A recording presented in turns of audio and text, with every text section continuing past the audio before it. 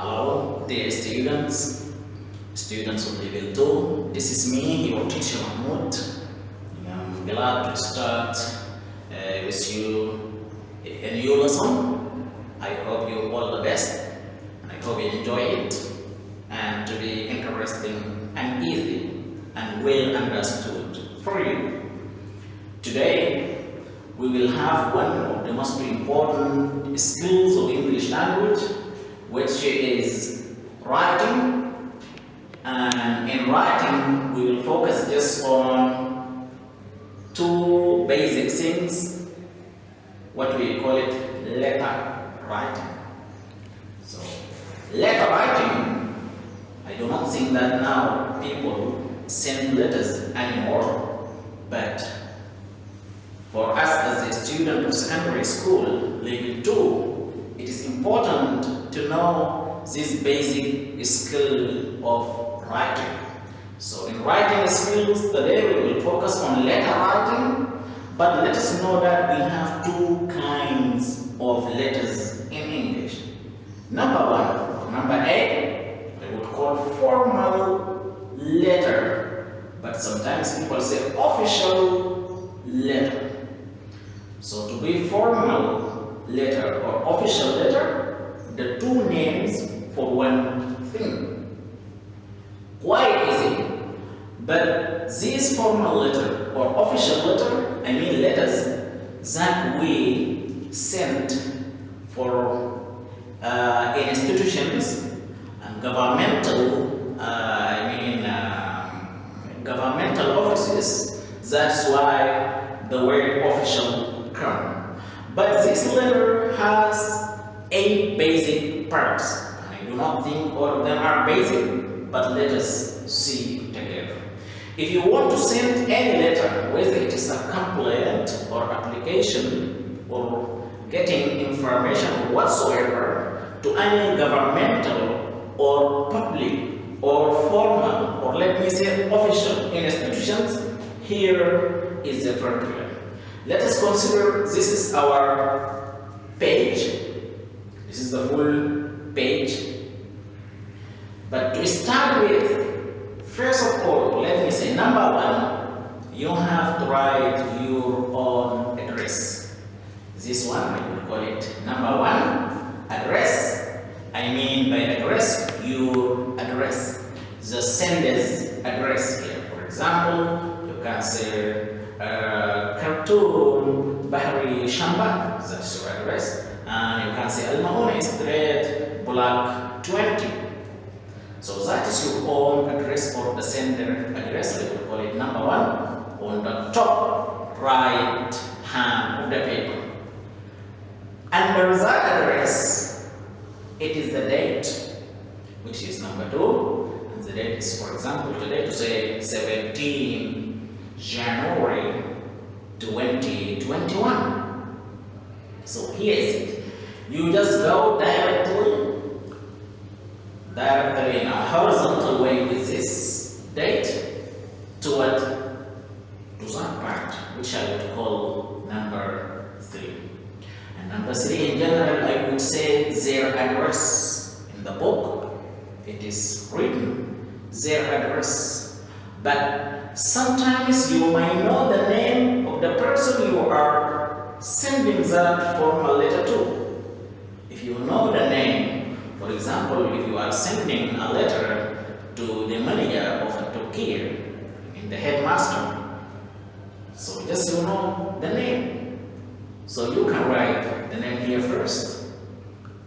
And then the position, for example, the manager, general manager, the director, and so on. You just have to write the position. I mean the position, the job. But if you don't know that name, it's not important.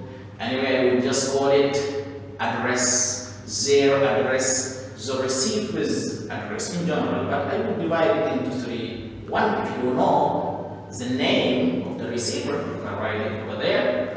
And number 2, come to his position, his job, the general manager, the general director, the boss. And number 3 is their address, where that institution is. visiting Khartoum, Bahrain, Oman, London, whatsoever, that institution, where is it? You have to write the address for it. But in your book, it is clear for number 3, always they say their address, but we have got you those details which are not available in your book of level 2. So that's number 3, their address. We divide it into name, position, and their address. Let's go to the step number 4 here, which is salutation. And this salutation we divide it into 2, or even it is just salutation, but we sometimes, as I have said, we may know the name of the receiver, somebody we are writing to. So if you know the name, write dear Mr. his surname, or dear Mrs. if it's a woman. Anyway, Mr. or Mrs. if you know already their name, then you have to write their surname over there. But if you don't know that name in the salutation, yes, you can say dear sir or madam, comma. Dear sir or madam, comma, because you don't know that name, you don't know whether they are male or female, so just that is it. But in the salutation, let me repeat once again that if you know the name, if you already written the name of the receiver over there, then you have to mention the name here once again. Then in this case, you will never say sir or madam. Instead, you should say Mr. John, for example, or Mrs. John. Correct. Let's go to step number 5, the fifth step, which is very important. As you see, we call this one body. The body of the formal or the official letter is very, very important. It is the longest part of the letter, and that space is well known in the first line, and then you will start writing. When you finish that first line, of course, you start from the beginning of these skills or writing skills. I think everyone knows. We have been teaching 3 years ago. So here, there may be in this part, as I said, it is the longest part of our letter.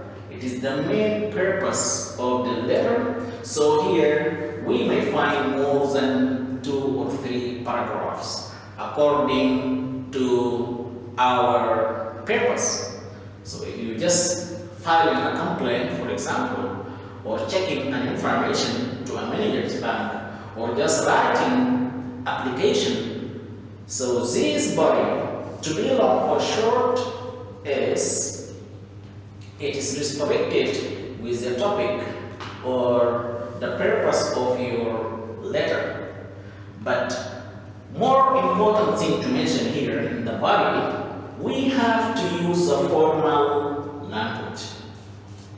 The formal language. Now, of course, as you know, in English language, there is informal language that we use with our friends in our daily life. So that kind of language is not allowed with here.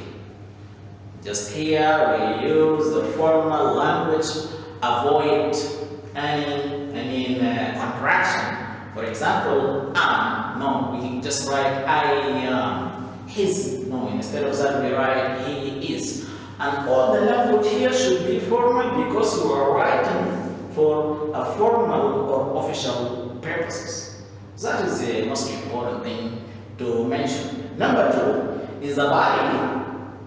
Also, be careful about the punctuations. The punctuations, they mean the full stop. Where to put it is very important. At the end of question mark, exclamation mark, brackets, parentheses, in addition to colon, semicolon, all sorts of punctuations should be used here. Go there, very important. After that, let's go to part 6. In this part 6, you will just find the part 6 we call subscription. yours sincerely, or yours faithfully. So number 6 is already divided into 2, and of course it's not divided into 2, but it's important to know when to say yours sincerely and when to say yours faithfully. Both of them are used to conclude the official or formal letter. Of course, if you know the name, let's go back. If you will know the name of the receiver or somebody you are writing to, so if you know the name, and of course you will write the name here, in this case you conclude your lesson, your letter with yours sincerely.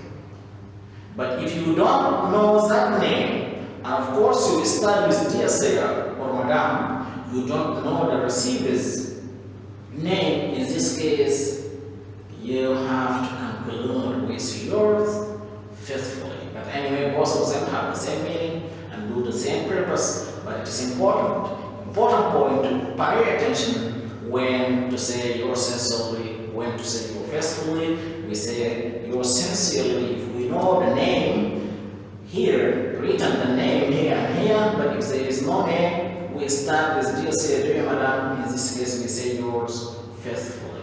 And here is your signature. This signature is your first name, and that is the signature, sign here. But when you sign, you have to write your name. I mean the first name and the surname. Both of them should be written or printed in a clear form. That's the end of your letter.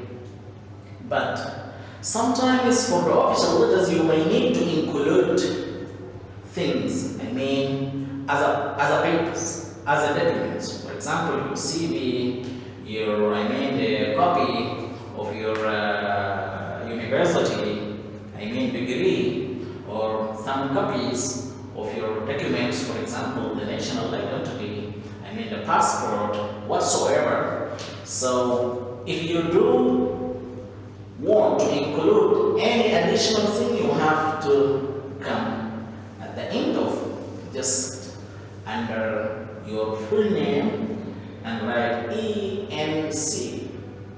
It's the abbreviation for includes.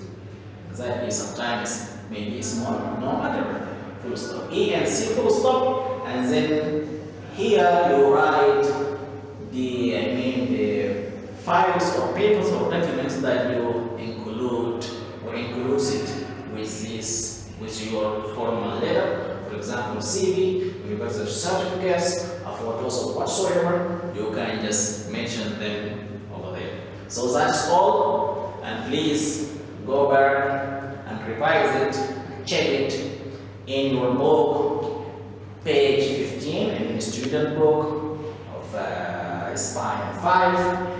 Page 15, you will find the sample for official or formal letter. Revise it again and again, but I do not think it is detailed like this. Here is not the same, but we added some details for you to be careful about it.